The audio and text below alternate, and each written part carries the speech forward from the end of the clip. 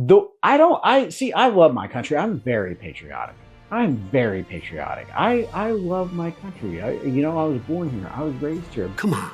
But there is some things, sometimes we cross the line. Occasionally, it's known to happen. We cross the line, and I think that we found that here today. See, about 10 years ago, we started getting Cadbury chocolate in the grocery stores, and I was excited about that. Yeah, we were super excited. Love me some dairy milk. You love you some dairy milk? Love me some dairy. I'm just like,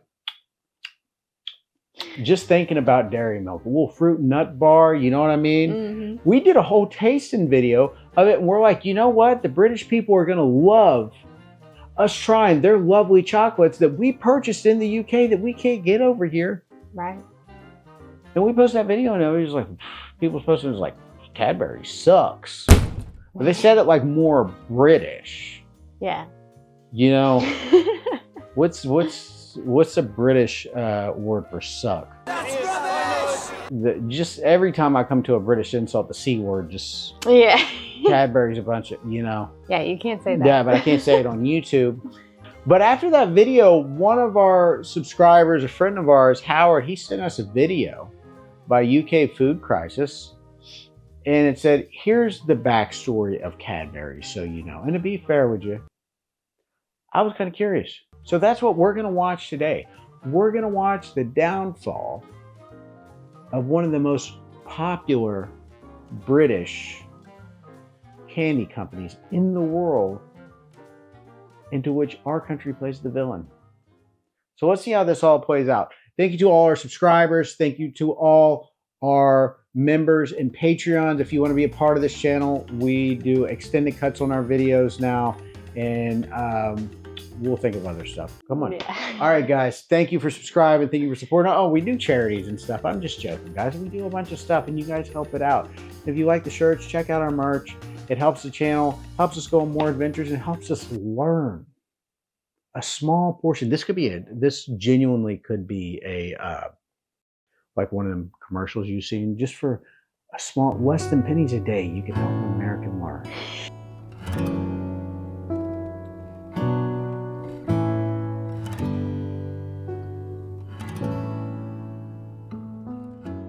Yeah. All right, guys, let's get into it. There's a particular kind of heartbreak that comes with unwrapping a bar of chocolate you've loved your entire life and realizing somewhere in the back of your mind that something's wrong. It doesn't taste quite right anymore. The texture's different. But you push that thought away because surely a brand this iconic wouldn't change the very thing that made it beloved in the first place. Except they would, and they did, and they're betting you won't make a fuss about it. British chocolate was once something we could genuinely be proud of. While the Swiss had their precision and the Belgians their artisan traditions, we had something different. We had chocolate that tasted of childhood, of corner shops and birthday parties, of mums saying just one square and... I just want to point out that he said the Belgians had traditions. You could have said the Chinese, or you could have said like the Polish. Like Belgians is known for their chocolate. Yeah. Why would you pick them? Why would you pick them? Christmas selection boxes that sparked genuine excitement. Our chocolate wasn't trying to be fancy or expensive. It was democratic, accessible, and consistently good. But over the past 15 years, something catastrophic has happened to British chocolates. Not gradually, not subtly, but in a series of corporate decisions that feel so cynical and calculated that they've fundamentally changed what it means to open a British chocolate bar. And the worst part? Most people haven't even consciously noticed. They just know somewhere deep down that it's not the same anymore. Let's start with the one that matters most. Whoever told this person that nobody noticed needs to send him to our comment section. Yeah. Because Apparently. they have all noticed. And they Everyone's are noticed. genuinely pissed. Yeah. Cadbury. The name that was synonymous with British chocolate for nearly 2 centuries. The purple wrapper that meant everything was going to be all right. A Quaker company built on principles of quality and worker welfare, operating from Bourneville with a genuine sense of social responsibility that shaped an entire community. In January 2010, that ended. Kraft Foods, the American giant known primarily for processed cheese products, launched a hostile takeover bid for Cadbury. The British public watched in horror as an iconic piece of our heritage was carved up and sold off. Politicians made concerned noises. Workers protested. Chocolate lovers genuinely mourned, because everyone knew what was coming. Kraft beat out Hershey's and Ferrero in a bidding war that felt less like a business transaction and more like watching vultures circle a beloved family pet. And we were right to be worried, because what followed was exactly the nightmare scenario everyone had predicted. Kraft, which later became Mondelez International after a corporate restructuring, didn't buy Cadbury to preserve it. They bought it to extract value from it, and they did so with ruthless efficiency. Within months of the takeover, promises were broken. The Somerdale factory in Bristol, which had been making Cadbury chocolate since the 1920s, was closed, despite assurances it wouldn't be. 500 people lost their jobs. Production was moved to Poland, where labor costs were lower and regulations were looser. This was just 2 years after the financial crisis, and workers had every reason to be terrified. Between 2004 and 2008, Kraft had laid off 19,000 people. The company was carrying £22 billion in debt. The writing wasn't just on the wall, it was in massive neon letters visible from space. And still, the takeover went through. But the real crime wasn't just about factories and jobs. It was about what happened to the chocolate itself. If you're over 35, you remember what dairy milk used to taste like. That specific, distinctive creaminess, the way it melted on your tongue with a certain sweetness that wasn't cloying, wasn't artificial, just perfectly balanced. The snap when you broke off a square, the smell when you first opened the wrapper, that was dairy milk, and it was the benchmark against which all other chocolate was measured. That chocolate is gone now. What sits in the purple wrapper today seems to be something different. It's sweeter, greasier, and has a peculiar aftertaste that some people have described quite accurately as slightly sour. Almost like there's a hint of something that shouldn't be there. The texture has changed too. It's somehow both more crumbly and more waxy at the same time, chalky even. The melt isn't right. The snap isn't right. The shine on the chocolate is different. Nothing about it is quite right. Okay, this is making me mad. This is making me mad, because here's the thing about America. You come to America, and we watch, especially because, right now the World Cup's going on, and they walk into Walmart and they walk in, and one of the things that every American, and we're going to do a video on that. If you guys want to see us do a video on Brits coming to America and see what they do, let us know down below. But one of the things that they see is they're like, Americans have so many options. We don't. We have what's called the illusion of an option. Yeah. If you go into our grocery store, you'll see this little package it's brand new. And you're like, oh, look at this. This is a little farm, and it's set up like this was made it's a piece of cheese that was made in a small farm by a woman and her dog in the valley of Minnesota with 2 cows. And then you read the back and you're like, so-and-so Industries. What is that? It goes to Pepperidge Farms, goes up, goes up, goes up. And you're right back here to Kraft. Yeah. And thus is the choice in America. You have the illusion of choice in America. You have the illusion of variety. But where we lack is we are developing into, and I see this, and this is what makes me mad, and we're going to get back into the video.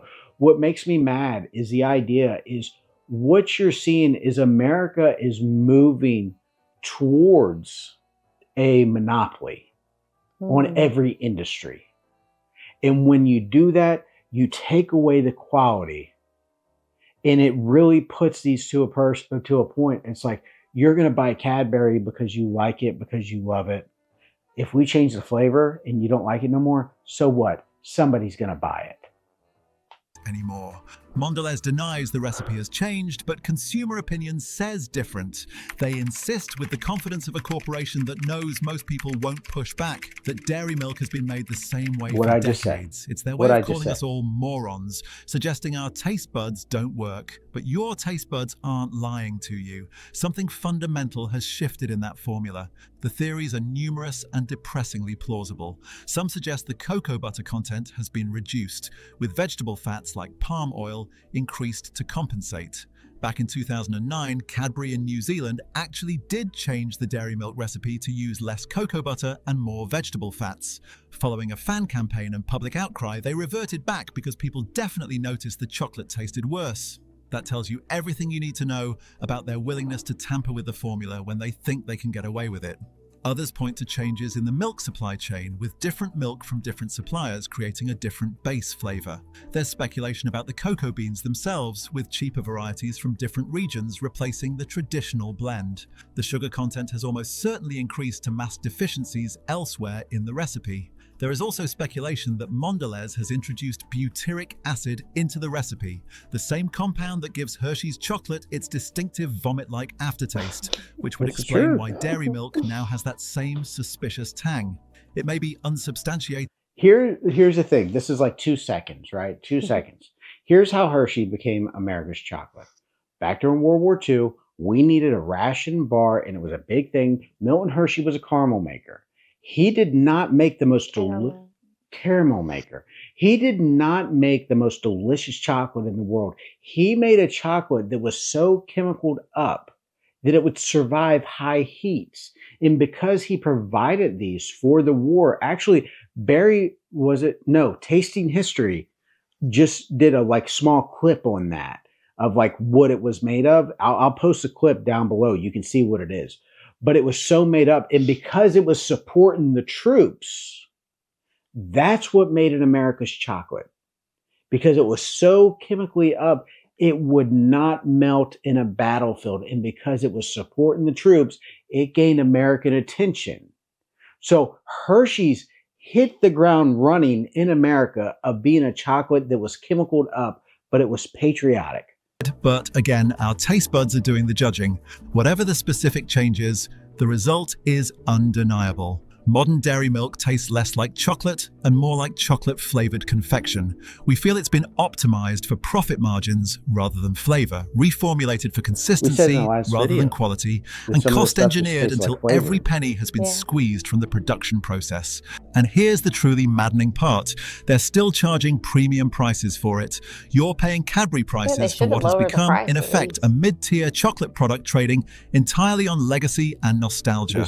If there was any doubt about Mondelez's willingness to tamper with beloved products, the cream egg scandal of 2015 put that to rest.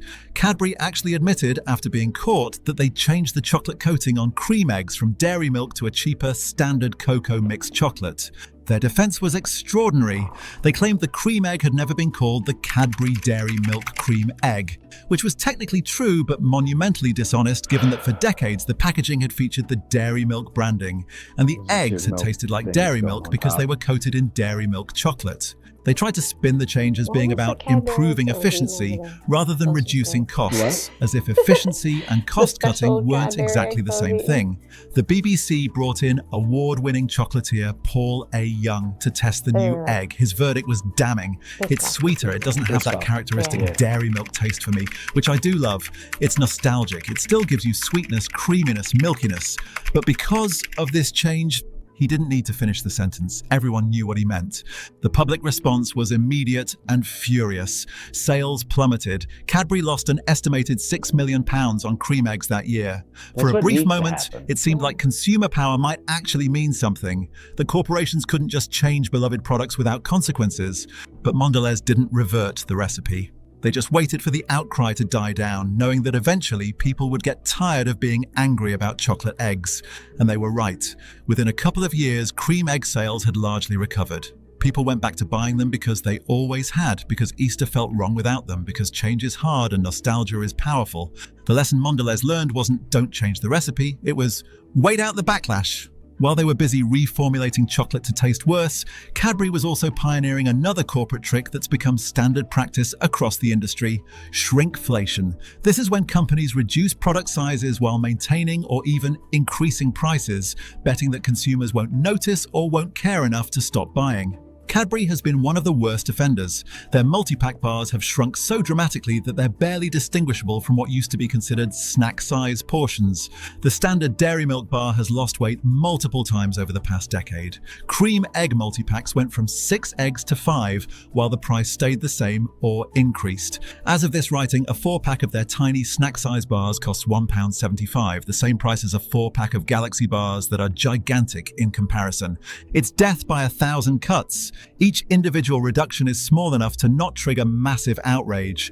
But step back and look at the cumulative effect over 10 or 15 years, and you realize you're getting significantly less chocolate for significantly more money than you were in 2010. And it's not just Cadbury. This is happening across British chocolate. But Cadbury's fall from grace is the most symbolic because they were once the standard bearer, the brand that set the tone for everyone else. Here's another insult to add to the injury. Mondelez also owns Oreos, and in 2012 they moved Oreo production to the same factory as Cadbury chocolate. Suddenly, there's been an explosion of Cadbury Oreo crossover products. At last count, there are at least 27 different bars with Oreos in them. If you want your already disappointing dairy milk to taste even worse, you can now have it contaminated with Oreos. It's a perfect symbol of what's happened to Cadbury. A distinctly British chocolate brand is now being used as a vehicle to sell American cookies that nobody asked for. The oversaturation is deliberate. Cream eggs, which used to only be available in the run-up to Easter, make... Now see, we live in a world, listen, I'm a capitalist. I love capitalism. If it wasn't for capitalism, I wouldn't be able to do my job that helps me do things that I do. But the biggest poison to capitalism is a monopoly. And what we're seeing is all our food, and you're seeing that poison that's poisoned the United States leaking. It's more than food. It's everything. It's skincare. Everything. Every kind of product. It's called shrinkflation. Yeah. Things cost more, you have to pay triple, and they remove an ounce. Yeah. I was reading They all kind of remove a things few about grams. shampoo and conditioner, saying like how bad some of the brands are. And then you're like, okay, well, I'll go buy this brand. Then you read about it, and it's the same people who own it. So it's like you're not really buying a different brand. Well, that was when we was eating that the other day. That was, we ate that one bar. I'll put the video down below. You can watch it. We did it with the kids. It was fun. But we ate that bar that was like the mud cake or whatever it was called. And it kind of caught me. You can see the shock in my eyes. It kind of caught me. I was like, this tastes like imitation vanilla. Or not imitation. This tastes like imitation caramel and caramel. What bothered me so much. Yeah, we're getting there. What bothered me so much about that is I've been to that country and I've tasted so many things, and the one thing that I've not got was really imitation things. I did like that. Yeah, but we're used to it. But yeah, that's the thing. It's not the idea. We like Hershey's. British people talk bad about Hershey's. We like Hershey's because that is our American culture. We are used to those tastes. You were raised on it. And then when you go to the UK, the reason they say, oh, UK ain't got no good food, you're automatically going to like it. It bothers me so much that people look up and say, oh, when I eat pizza over in Europe, it tastes like diet pizza. No, it just tastes like pizza, guys, because it doesn't have all the hormones, and it doesn't have all the steroids that they put into our stuff to puff it up and beef it. I would be to Pizza Express right now. I don't know why you brought that up. Yeah, now I'm just going to go to bed angry and hungry. But that's the basis of this country. And listen, I love my country. I love America. I was born and raised here. I'm not one of those people who down America every chance I get. I love America. But part of the thing of loving the country that you're in is pointing out its flaws. Yeah. I think that America is a great country for me. But when you look up and say, I don't like America because X, Y, Z, if I don't look up and think to myself, do they have a point? Then I don't truly love America. Special and anticipated are now available all year round in multiple formats. There are cream egg chocolate bars, white chocolate versions, ice creams in at least 4 different varieties, trifles, biscuits, muffins, cakes and cupcakes. When everything is special, nothing is special. Cadbury has become a brand that stands for nothing except extracting maximum profit from every possible product configuration. It's like Disney. Cadbury isn't the only British chocolate brand to suffer under foreign ownership, though their decline is the most emotionally resonant for most Brits. Rowntree's, the company behind Kit Kat, Aero and Smarties, was bought by Nestlé back in 1988 in another hostile takeover that broke British hearts. And while the takeover happened decades earlier, the pattern of decline has been remarkably similar. Kit Kats are thinner than they used to be. Aero bars have more air and less chocolate, which you might think is the point of Aero, except the chocolate itself has changed texture and flavour. Smarties, once made with Rowntree's own chocolate recipe, now taste generic and forgettable. Nestlé is a Swiss company, which you'd think would mean chocolate expertise, but they're also a massive conglomerate more interested in market dominance than Kraft. And Britain, with its emotional attachment to chocolate brands and its willingness to keep buying based on nostalgia rather than current quality, has been a perfect market for them to exploit. The same cost-cutting, the same reformulations, the same prioritization of shareholder value over product quality. Different company, same story. What makes the Cadbury decline particularly galling is how they've tried to paper over it with marketing that cynically exploits the very heritage they've destroyed. Since Mondelez took over, Cadbury has had at least 3 rebrandings, each one trying to reconnect with British identity and tradition. The 2020 rebrand was especially transparent in its manipulation. They brought back imagery of the founder, references to the good old days, and started talking about celebrating our national goodness. This from a brand that's now owned by a huge American conglomerate and has moved much of its production overseas. The advertising shows happy families and heartwarming moments, trading on emotions while delivering an inferior product. Remember the iconic Cadbury adverts? The gorilla playing the drums to Phil Collins, the airport trucks drag racing to Queen. Those adverts were creative, memorable, and full of personality. They trusted that the chocolate itself was good enough that they didn't need to explicitly tell you it was good. Now, the advertising is painfully sentimental, trying way too hard to tug at heartstrings with messages about generosity and goodness. There's a reason we still remember the gorilla playing drums 20 years later, and absolutely nobody will remember these generic emotional manipulation adverts in 5 years, let alone 20. In 2009, Cadbury became a fair trade product and was the first major chocolate brand to achieve this certification. It was a genuine point of pride, suggesting that even under corporate ownership, the brand still had some connection to its Quaker roots of ethical business practice. That commitment was dropped in 2016. Now, Cadbury has its own in-house sustainability program called Cocoa Life, which sounds great in a press release, but allows them to set their own standards and do the absolute bare minimum. They removed the Fair Trade certification, gave themselves their own certification, and continued marketing themselves as ethical and responsible. It's particularly insulting given their new branding is all about celebrating the spirit of generosity. Generous to whom? Certainly not to the cocoa farmers, certainly not to the workers whose factory was closed, certainly not to consumers paying premium prices for reformulated chocolate.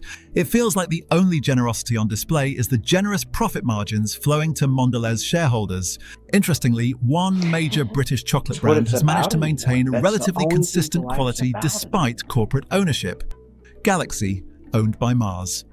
While Galaxy has always been Cadbury's slightly smoother competitor rather than a heritage brand with the same emotional weight, it's worth noting that their chocolate has remained fairly stable. Perhaps it's because Mars, while still a massive corporation, is family-owned rather than publicly traded, which gives them more freedom to prioritize long-term quality over quarterly earnings. Or perhaps Galaxy never had the same reputation for artisan quality that Cadbury did, so there was less to ruin. Either way, the fact that Galaxy has become many people's go-to alternative to dairy milk says everything about how far Cadbury has fallen. Some Cadbury products have fared slightly better than dairy milk. Flake, Twirl, and Whisper still taste relatively decent, probably because their unique textures make them harder to reformulate without it being immediately obvious. But even these are shadows of what they once were. But here's where the story gets slightly more hopeful. The corporate ruination of British chocolate has sparked something of a renaissance in small-batch Kraft chocolate making. All over Britain, small producers are emerging who actually care about what chocolate tastes like. Companies like Hotel Chocolate, which started as a small operation and has grown while maintaining quality.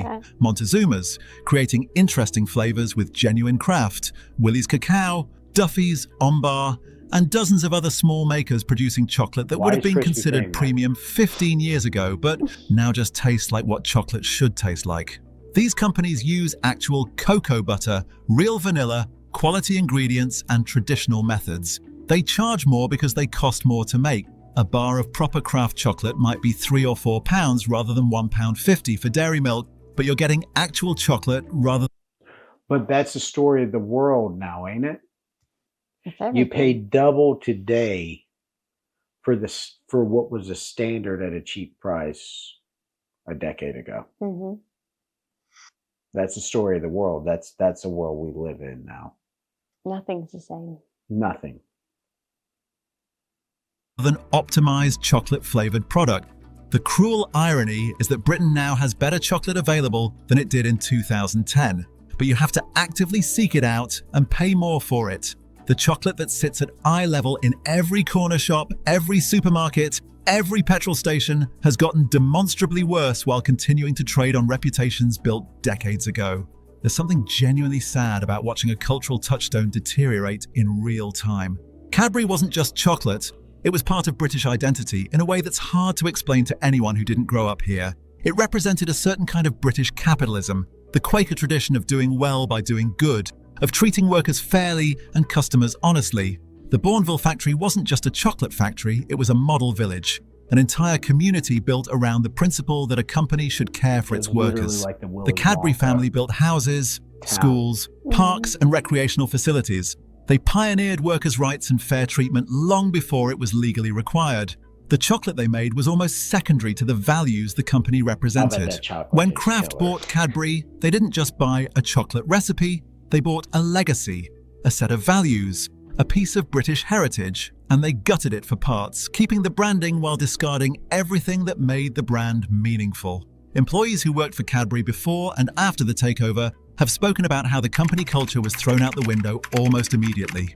People who had been proud to work for Cadbury suddenly found themselves as just another cog in a massive corporate machine. The sense of purpose, of being part of something meaningful, evaporated overnight. That's what makes this feel like more than just complaining about chocolate. It's about watching rapacious capitalism consume and destroy things that took generations to build, all in pursuit of quarterly earnings reports and shareholder value. Every older person you talk to will tell you the same thing. Chocolate doesn't taste like it used to. And they're not just being nostalgic. They're not just remembering childhood with rose-tinted glasses. They're accurately reporting that something fundamental has changed about British chocolate. We've lost the snap of real chocolate breaking cleanly. We've lost the proper melt, the way it would soften on your tongue, rather than either melting too quickly into grease or sitting there waxy and resistant.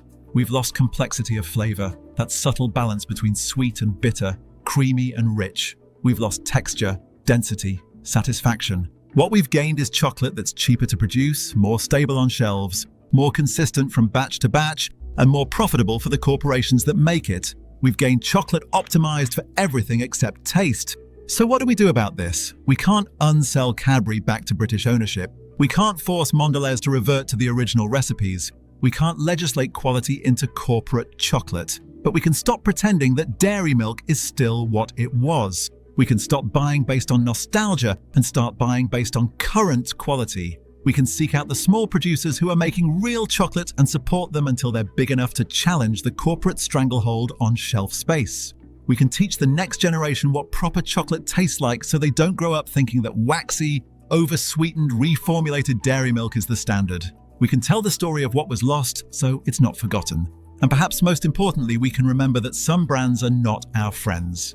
They don't care about our memories or our childhoods or our sense of national identity. They care about profit margins and shareholder returns. The moment it becomes advantageous to change everything about a product while keeping the label the same, they'll do it. And they have. British chocolate was once genuinely world-class. It could stand alongside Swiss and Belgian chocolate without apology. We made dairy milk, we made Aero, we made Kit Kat. These weren't just products, they were achievements. And we let them be taken from us, reformulated into mediocrity, and sold back to us at premium prices, while we pretended not to notice that everything had changed. The purple wrapper is still there, the Cadbury name is still there, but the chocolate, the real chocolate that made that wrapper and that name mean something, is long gone. And that's worth mourning, even if it's just chocolate. Because it was never just chocolate, it was ours and it was good, and they took it from us anyway. What's so terrible about that is it's like the truth with like that was every more than single just thing. chocolate. Yeah. I've never watched a video on YouTube that's made me more mad. Here's something that's going to come as a shock to you. Here's something you might disagree with, and you can get upset and you can get mad. And if you get mad, a lot of people get mad at the facts. Okay? There's a very strong British culture. But the culture of Britain was so strong because people like to look up and say that the UK has no culture. The UK's culture was so strong that the rest of the world lives by it and doesn't understand or do the research that the things that we do is from British culture. While I was sitting there watching FIFA and seeing them men dressed in business suits and watching them play a certain game, and a lot of those people look up and say Britain doesn't have a culture. Because the world took it. Because not only did Britain have a culture, Britain had a likable culture. Yes, everyone copied it. So everybody copied it, everybody adapted to it, and some people was forced into it. I'm going to be full all the way around. But whether you like it or not, this country that I live in is shaped by British culture. That's why when we go to the UK, we don't feel weird. We feel right at home.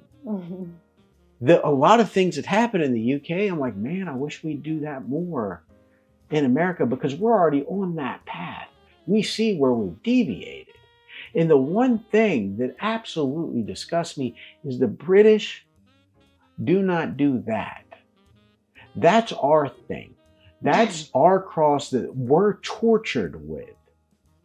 We have been for the past decade, and whatever they use for that thing that happened where we was all locked in our homes, that's been held over our heads that we have been paying. Not only have we been paying, but we have been sure. Do you know how weird it is for us to go to Disney or us to buy food from these people like this right here who is saying we have to up our prices?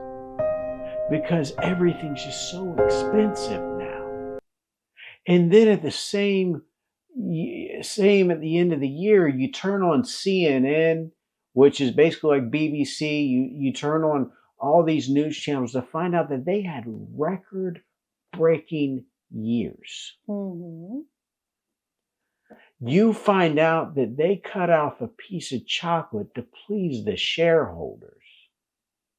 Yeah. All right. Thank you, Howard, for sending us this video. I think it was amazing. I'm sorry for the rant, but guys, it is what it is. I do hold the UK in a high regard. If I didn't, we wouldn't be in making these videos. I love the UK. That's where we are from. That's the motherland. During this, I supported the UK mainly because I had zero hopes. Because I'm a realist. If I thought America had a chance, I would support them.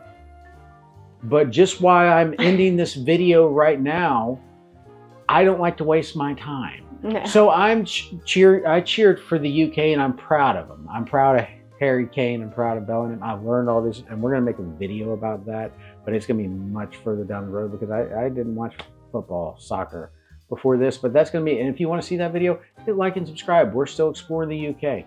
I am Rich Trippin. And I'm Tiffany. And that was a disappointment. I hated that. I can't stand that. I'm never buying Cadbury again. Galaxy all the way.